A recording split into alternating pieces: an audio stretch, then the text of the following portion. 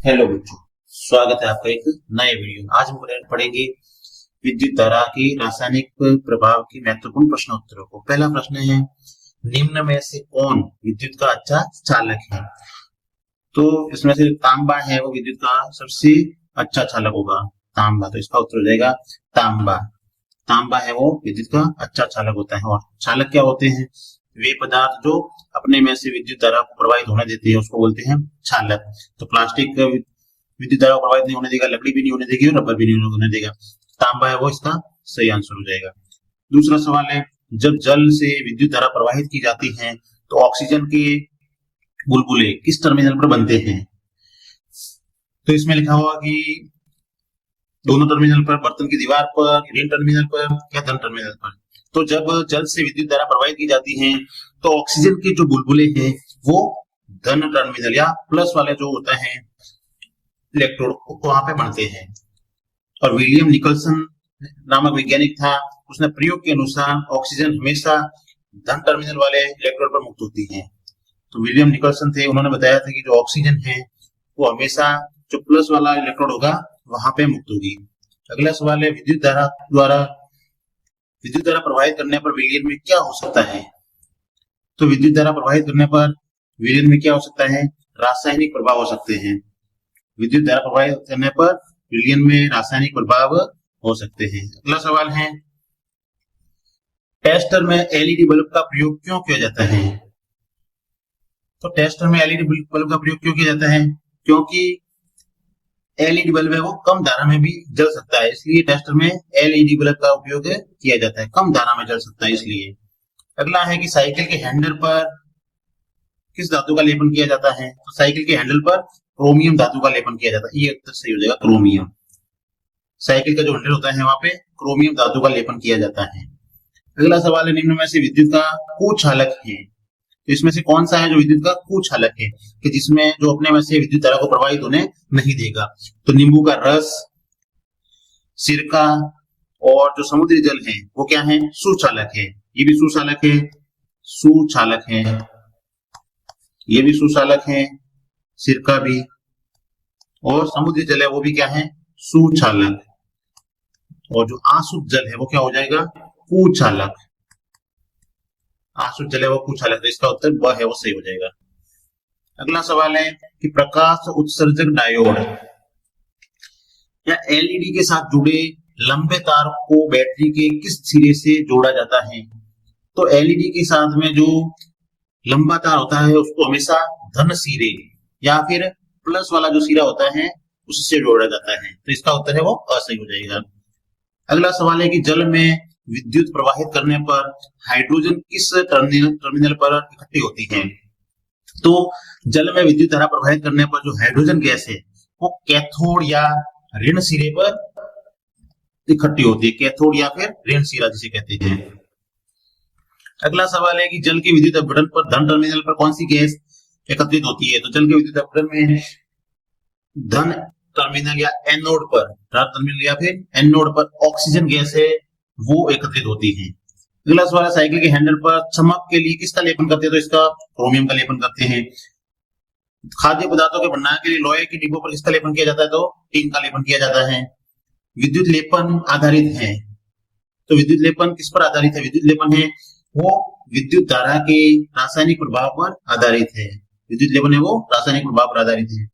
अगला सवाल है, टेस्टर या सम परीक्षक जिसे कहते हैं का उपयोग ये जांचने के लिए किया जाता है कि द्रव में से विद्युत प्रवाहित हो रही है या नहीं।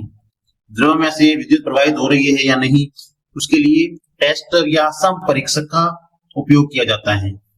अगला सवाल है कि निम्नलिखित में से कौन सा विलयन विद्युत का चालन नहीं करेगा? तो शक्कर या चीनी का घोल है वो विद्युत का चालन नहीं करेगा, क्योंकि शक्कर या चीनी का घोल है वो आयनों में टूटता नहीं है, आयन नहीं बढ़ते हैं, इसलिए ये है जो विद्युत का चालन नहीं करेगा। अगला सवाल है, एलईडी का पूरा नाम। तो एलईडी का पूरा नाम है लाइट एमिटिंग डायोड, या जिसे कहते हैं प्रकाश उत्सर्जक, प्रकाश उत्सर्जक डायोड, प्रकाश उत्सर्जक डायोड भी कहते हैं, और लाइट एमिटिंग डायोड। अगला सवाल है कि विद्युत लेपन किसे कहते हैं, इसकी प्रक्रिया और लाभ लिखिए। तो जब विद्युत धारा द्वारा किसी पदार्थ पर किसी वांछित धातु की परत चढ़ाने की प्रक्रिया है उसको विद्युत लेपन कहते हैं।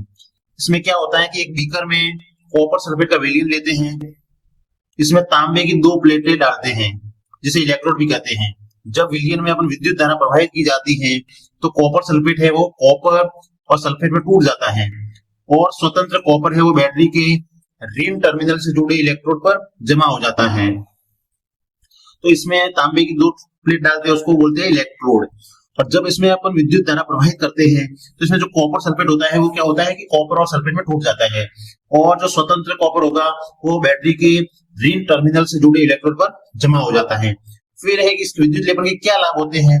तो विद्युत लेपन है लोहे की वस्तुओं को जंग से बचाने के लिए उन पर जिंक या क्रोमियम की परत चढ़ाई जाती है। सस्ती धातुओं पर सोने या चांदी की परत चढ़ाकर आभूषण बनाए जाते हैं। साइकिल के हैंडल, रिम, कार के हिस्सों को चमकदार बनाने के लिए क्रोमियम का लेपन किया जाता है। और ये रहा विद्युत लेपन का चित्र। विद्युत लेपन में ये रहा, यहाँ पे कॉपर सल्फेट का विलयन भरा हुआ है, ये पूरा कॉपर सल्फेट का विलयन है। और ये तांबे की प्लेट है, ये भी तांबे की प्लेट है। जब विद्युत धारा प्रवाहित करते हैं तो जो ऋण इलेक्ट्रोड हैं वहां पर है वो तांबा है वो जमा हो जाता है और जो भी अपने जिस भी वस्तु पर परत चढ़ानी है वहां पे उसका विद्युत लेपन किया जा सकता है। अगला सवाल है कि विद्युत धारा के रासायनिक प्रभाव से आप क्या समझते हैं, उदाहरण सहित समझाइए। तो जब किसी चालक विलयन में विद्युत धारा प्रवाहित की जाती है तो वह विलयन है में रासायनिक परिवर्तन पैदा करती है। रासायनिक परिवर्तन होते हैं जब कोई विलयन है उसमें विद्युत धारा प्रवाहित करेंगे तो उसमें रासायनिक परिवर्तन होंगे, इसे ही क्या कहते हैं, विद्युत धारा का रासायनिक प्रभाव। तो विद्युत धारा का रासायनिक प्रभाव इसको ही कहते हैं। इसमें क्या क्या होता है रासायनिक प्रभाव में, या तो गैस के बुलबुले बनते हैं, तो इलेक्ट्रोड पर गैस जैसे ऑक्सीजन या हाइड्रोजन गैस के बुलबुले बन सकते हैं।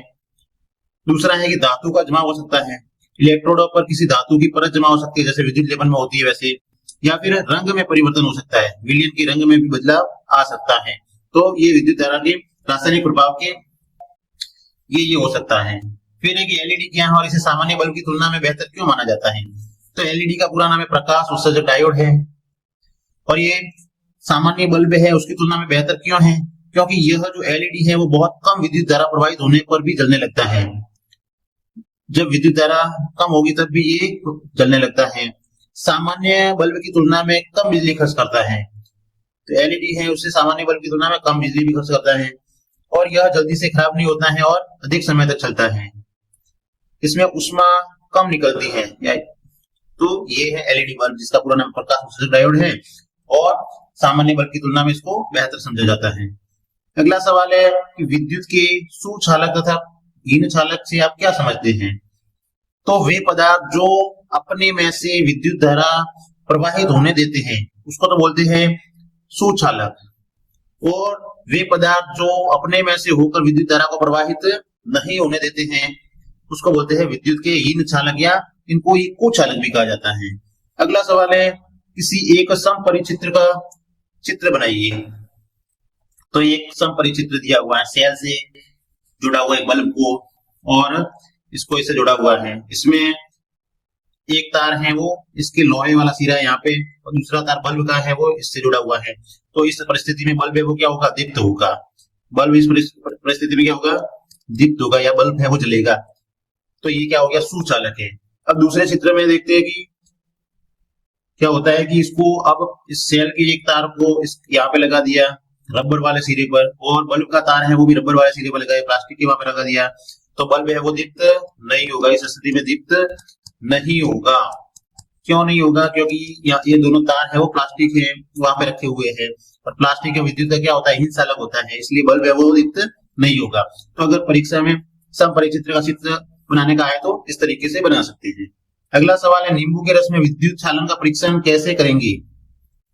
तो एक प्लास्टिक के बीकर में नींबू का थोड़ा सा रस लेंगे, उसे समपरिचित्र को इसके समीप लाकर इसके सिरों को नींबू के रस में डुबोइए, फिर नींबू के रस में डुबोएंगे कि दोनों सिरे परस्पर 1 सेंटीमीटर से अधिक दूरी पर नहीं हो, लेकिन इसी के साथ साथ एक दूसरे को स्पर्श भी नहीं करें। यदि बल्ब दीप्त होता है तो ये बता रहे हैं कि नींबू का रस विद्युत का चालन करता है। इस तरीके से अपन इसको रखेंगे। एक बल्ब बीकर है, उसमें नींबू के रस को डालेंगे और इसके बाद में समपरिचित्र को रखेंगे। अगर यहाँ पर बल्ब विद्युत होगा तो इसका मतलब है ये नींबू का रस विद्युत का चलन करता है। तो नींबू का रस होता है वो, ये बल्ब है वो दीप्त हो जाएगा, तो इसका अपने को पता चल जाएगा नींबू का रस है वो हमेशा क्या करेगा, विद्युत का चालन करेगा। तो इस तरीके से इस प्रश्न का उत्तर लिख सकते हैं। अगला सवाल है, दुर्बल विद्युत धारा में भी प्रदीप्त होने वाली युक्ति का नाम लिखे और इसे परिपथ में कैसे जोड़ा जाता है। विद्युत परिपथ का रेखा चित्र बनाइए। तो दुर्बल विद्युत धारा में भी प्रदीप्त होने वाली युक्ति का नाम है प्रकाश उत्सर्जक डायोड। दुर्बल विद्युत धारा मतलब डीम लाइट होती है, उसमें भी जो जलता है, दीप्त होता है, उसका नाम है प्रकाश उत्सर्जक डायोड, या फिर इसे भी बोलते हैं एलईडी। और यह है वो दुर्बल विद्युत धारा प्रवाहित होने पर भी दीप्त होता है। और एलईडी में दो तार होते हैं, ये एलईडी का चित्र दिया हुआ है, इसमें दो तार होते हैं।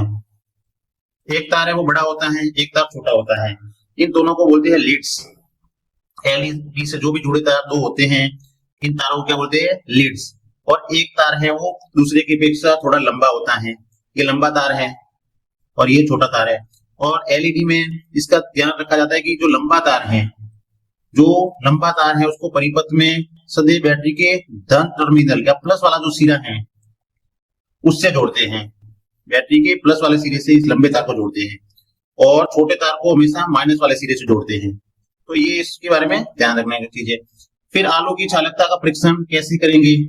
तो आलू की चालकता का परीक्षण करना है तो आलू को दो बराबर भागों में काटेंगे और इसको समपरिचित्र के तांबे के तारों को इसमें निर्विष्ट कर देंगे। और जब धन टर्मिनल से संयोजित तार के चारों ओर यहाँ पर क्या नीला धब्बा बन जाता है, तो इससे अपने को पता चलता है आलू है वो विद्युत का सुचालक है। इस तरीके से अपन इसका समपरिचित्र बना सकते हैं। एक समपरिचित्र बनाया और यहाँ पर इसको आलू को रख दिया, तो यहाँ पर क्या बन जाएगा, जो प्लस वाला सिरा है वहां पर नीला धब्बा बन जाएगा, प्लस वाले सिरे पर नीला धब्बा बन जाएगा। तो इसका मतलब है ये आलू है वो क्या है, विद्युत का सुचालक है। चित्र में दर्शाई गई व्यवस्था में बल्ब नहीं जलता, क्या आप संभावित कारणों की सूची बना सकते हैं। ये चित्र दिया हुआ है, इसमें बल्ब है वो नहीं जलता है, तो इसके क्या क्या कारण हो सकते हैं। ये वाला चित्र है, इसमें तो क्या कारण हो सकते हैं कि या तो बीकर में विद्युत अपघटन नहीं हो, इसलिए नहीं जल रहा है। जैसे ग्लूकोज विलयन, एल्कोहल और आसुत जल होने पर बल्ब है वो नहीं जलेगा। ग्लूकोज का विलयन हो गया, एल्कोहल हो गया और आसुत जल है, ये सब कुछ अलग है, इसलिए ये होंगे तो बल्ब है वो नहीं जलेगा। फिर दूसरा कारण क्या है कि अगर विद्युत धारा दुर्बल हो तो बल्ब नहीं जलेगा। या फिर ये तार है तो ढीले बंधे हुए हो, तो भी बल्ब नहीं जलेगा। अगर ये बल्ब है वो ही खराब हो तो बल्ब नहीं जलेगा। अगर बैटरी को उल्टा लगा लिया है तो बल्ब नहीं जलेगा। तो ये सब कारण हो सकते हैं जिसके कारण बल्ब है वो दीप्त या जलेगा नहीं। अगला सवाल है कि ऐसे 3 द्रवों के नाम लिखिए जिनका परीक्षण चित्र में दर्शाए अनुसार करने पर चुंबकीय सुई है वो विक्षेपित हो सके। तो इसमें ऐसे 3 द्रवों के नाम लिखनी है जिसके कारण इस जो चित्र है, जो समपरिचित्र बनाया है, इसमें चुंबकीय सुई है वो विक्षेपित हो सके, चुंबकीय सुई को विक्षेपित हो सके। तो ऐसे कौन से द्रव है जिसके कारण चुंबकीय सुई विक्षेपित होती है। तो पहला तो है नींबू का रस। क्या है, नींबू का रस वो विद्युत का सुचालक होता है जिसके कारण चुंबकीय सुई विक्षेपित होगी। दूसरा है नमक का विलयन। तो नमक का विलयन है वो भी विद्युत का चालन करेगा, तो जिससे समपरिचित्र है उसमें चुंबकीय सुई है वो विक्षेपित हो जाएगी। तीसरा है कॉपर सल्फेट का विलयन। जो कॉपर सल्फेट का विलयन है वो भी सुचालक होता है, जिसके कारण चुंबकीय सुई है वो विक्षेपित हो जाएगी। तो ये 3 द्रव हैं जिनका उपयोग करके इसमें करेंगे तो चुंबकीय सुई है वो विक्षेपित। नींबू का रस है, नमक का विलयन और कॉपर सल्फेट का विलयन। अगला सवाल है कि 2 द्रव ए तथा बी में विद्युत चालन की जांच करने के लिए एक समपरिचित्र का प्रयोग किया गया है और यह देखा गया है कि समपरिचित्र का बल्ब द्रव ए के लिए चमकीला दीप्त हुआ जबकि द्रव बी के लिए अत्यंत धीमा दीप्त हुआ। आप निष्कर्ष निकाल सकते हैं कि द्रव ए द्रव बी से अच्छा चालक है, दूसरा है कि द्रव बी है वो द्रव ए से अच्छा चालक है, तीसरा है कि दोनों द्रव है की चालकता है वो समान है, और तीसरा है कि द्रवों की चालकता की गुणों की तुलना इस प्रकार नहीं की जा सकती है। तो इसमें अपने को दिया हुआ है कि जो द्रव ए है, द्रव ए के लिए जो बल्ब है वो क्या हो रहा है, चमकीला दीप्त हो रहा है, और द्रव बी के लिए वो बल्ब है वो क्या हुआ, धीमा दीप्त हो रहा है। तो इसका मतलब ये हो गया कि द्रव ए है वो द्रव बी से क्या है, अच्छा चालक है, इसलिए उसमें वो बल्ब है वो अच्छे तरीके से जल रहा है, तो द्रव ए है वो द्रव बी से अच्छा चालक होगा। अगला सवाल है, क्या शुद्ध जल विद्युत का चालन करता है, और यदि नहीं तो इसे चालक बनाने के लिए हम क्या कर सकते हैं। तो शुद्ध जल है वो विद्युत का चालन नहीं करता है, इसको चालक बनाने के लिए इसमें कुछ बूंदे तनु सल्फ्यूरिक अम्ल की मिला देनी चाहिए, या फिर अशुद्धि मिलाएंगे, कोई भी अशुद्धि नमक मिला देंगे तो भी शुद्ध जल है वो क्या हो जाएगा, विद्युत का चालन करने लग जाएगा या सुचालक हो जाएगा। अगला सवाल है कि आग लगने के समय फायरमैन पानी की होज या पाइपों का उपयोग करने से पहले उस क्षेत्र की मुख्य विद्युत आपूर्ति को बंद कर देते हैं। व्याख्या कीजिए कि वैसा क्यों करते हैं। तो पानी जो है वो विद्युत का क्या होता है, सुचालक, और विद्युत के झटके से बचने के लिए ही फायरमैन पानी की होज के या पाइपों का जो उपयोग करने से पहले मुख्य विद्युत आपूर्ति है उसको बंद कर देते हैं। अगर वहां पे पानी पड़ा हुआ है और पैर लग गया तो क्या हो जाएगा, उसको करंट लग सकता है, इसलिए वो उससे पहले ही क्या कर देते हैं, विद्युत आपूर्ति को बंद कर देते हैं।